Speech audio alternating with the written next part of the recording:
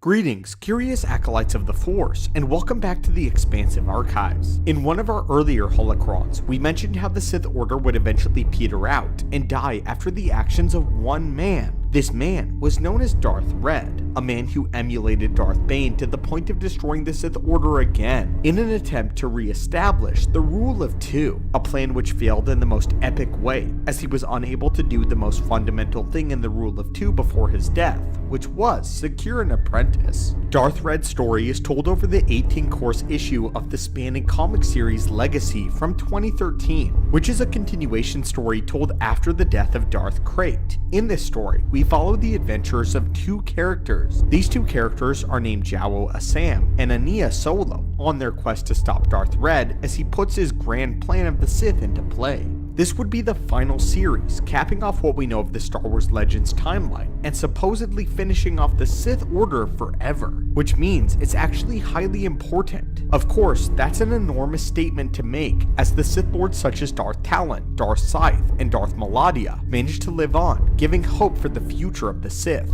Either way, we wanted to recount the life of Darth Red, and discover how he actually managed to destroy the Sith Order for the final time, at least as far as we know. Darth Red's story is actually rather interesting, and he isn't nearly as incompetent as many might think. Being the end of the Sith and all, actually, he is something of a tragedy, and when we take a look at his story, we learn that his demise was actually a part of his ultimate grand plan, a plan to destroy the Sith by his very own hands. The man who would become Darth Red actually started off as a genuinely good person, someone who actually desired to become a Jedi Knight. He was indeed Force sensitive. But by the time he became old enough, the new Jedi Order had already been dispersed too far to the reaches of the galaxy due to the massacre of Ossus, and Darth Red was unable to become a Jedi. Originally, Darth Red's homeworld was on the planet of Mala, and his people were more or less a simple tribal organization. Their technical advancements were humble to say the least. The man who would become Red knew of his Force sensitivity, and even though he couldn't join the noble Jedi Knights, he still desired to carry on their values and traditions on his own home world. He was unable to craft a lightsaber, of course, but fashioned for himself a metal sword, almost like that of the ancient Jedi Order. He started out in all of the right ways, even successfully defending his village from a large horde of attacking raiders. After this, he would even become widely known as the protector of his people, and although he wasn't able to become a Jedi, he basically became the Jedi Knight of his own home world. But all that came crashing down when he would face a foe that was far beyond him. In the years of the Second Great Galactic Civil War, the one Sith would invade his homeworld of Mala. Their protector once again rose up to defend his people, and at this point, he had it in his mind that there couldn't be an opponent that he couldn't ever overcome. However, he was very, very wrong. His duel with the Sith Lord was brief, and the Sith cut his sword into two with his lightsaber very easily.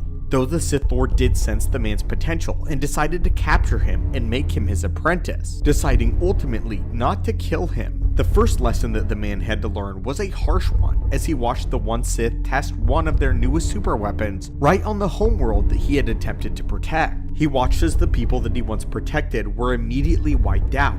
The Sith Master would strip the man of any identity he had once had by placing a helmet over his head and forcing him to take the name Darth Red. This helmet was possessed by the dark side and was meant to put him in a position of obedience and subservience. All the while, it taught him hatred and drew him even deeper into the dark side, following the loss of all of his family and friends. From this point on, Darth Red vowed to one day not only kill his master, but to destroy the Sith entirely. Luckily for him, it wouldn't be too terribly long until this happened. The one Sith were forced into hiding and working underground after the death of their master Darth Krayt at the hands of Cade Skywalker. Darth Red and his master went into hiding as well, with the idea of hatching a plan to bring the Sith Order back to their golden age. While they were on board their ship, an Imperial night ship flew by, and Red successfully goaded his master into attacking it, knowing that he would lose. Ironically, their ship would crash land on Red's homeworld of Mala, and the Sith went down to finish them off. The Sith Master engaged the Imperial Knight in combat, but before delivering the killing blow, Darth Red struck his master down.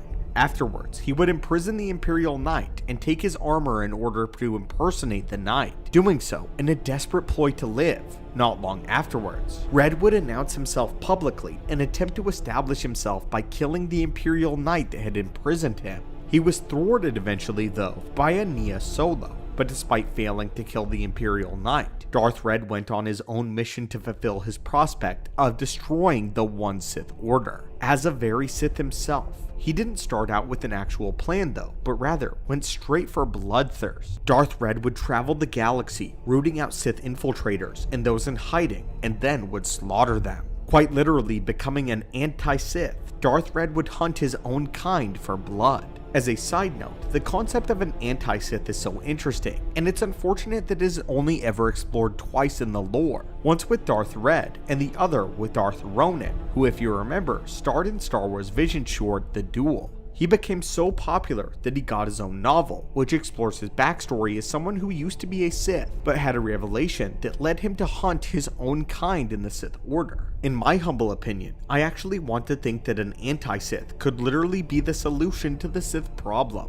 And if in the future you would like us to produce a holocron on this, be sure to let us know. Anyway, back to the story of Darth Red and the final Sith. During this time, Darth Red would subtly begin to recruit Jao Asama to his side, pushing him closer to the dark side and trying to gain him as his apprentice, seeking to rebuild the Sith Empire, but this time in his own image. However, Jao's loyalty remained with the Empire, and Red knew this. The Sith Lord would actually begin to manipulate Jao and push him into the directions that pleased him in order to get his final plan underway. After the Battle of the Floating World, Darth Red was completely out in the open as a Sith killer, as he demonstrated to the Empire by slaughtering many Sith on the battlefield, back to back with Jao Asam. In the end, Darth Red continued to subtly push Jao into the dark side, and tipped him over the edge by proposing that Jao become his apprentice and join him as a newly born Sith Empire. Red knew full well that the Imperial Knight would never do such a thing though, and he just needed him to get his anger flared up, which ultimately worked in the end, as Darth Red was able to manipulate both the Imperial Knights and the remainder of the One Sith Order to meet up for a climactic battle on his homeworld of Mala. He had never wanted an apprentice, he nearly wanted the Imperial Knights and the Sith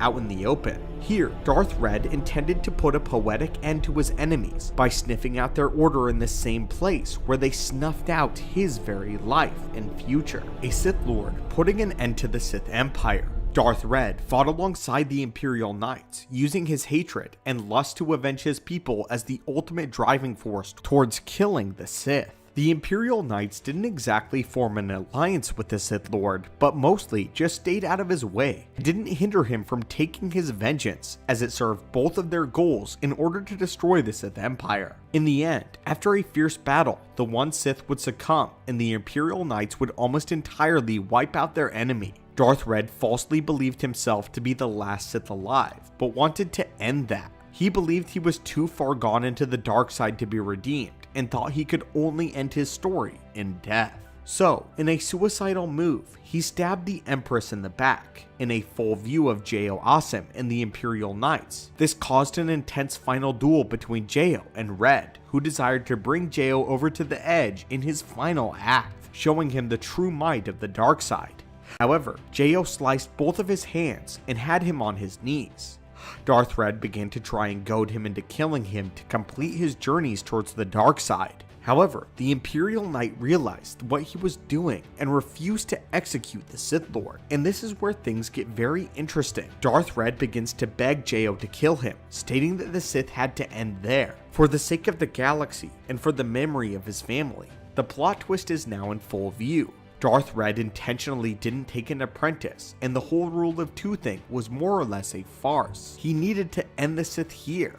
If Red did take Jao as an apprentice, it would only be to serve his purposes of killing the Sith. It was clear now that Red was far too broken mentally to continue on living. The Sith warped and twisted his mind until confusion and hatred was all that he knew. He was the final Sith, and in his mind, there was no going back. As a Dark Lord of the Sith, Darth Red deserved what all the rest of the Sith deserved as well, and that was death. He wanted to die here on his home planet, as what he assumed to be the final Sith Lord in existence, so that the Sith could meet the same end that his very people did. It's twisted, noble, and tragic all at the same time. But Jo knew that if he made this choice, he would be brought ultimately to the dark side. Luckily for everyone involved, Ania Solo had no qualms with finishing the job, and she would grant the Sith Lord death, the very death that he wished, by shooting him right through the chest, thus ending Darth Red and presumably the Sith Order as a whole.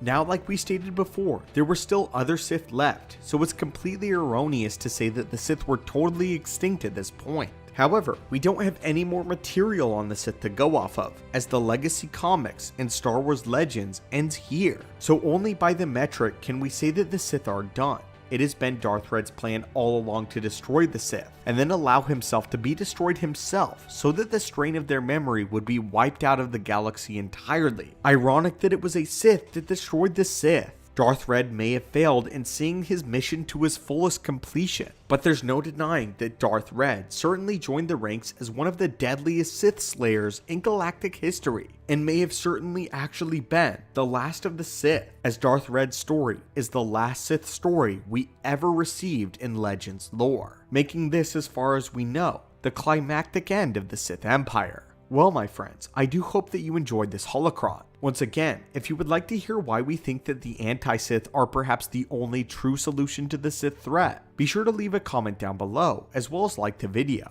Until then, my friends, watch out for the allure of the dark side, and may the Force be with you.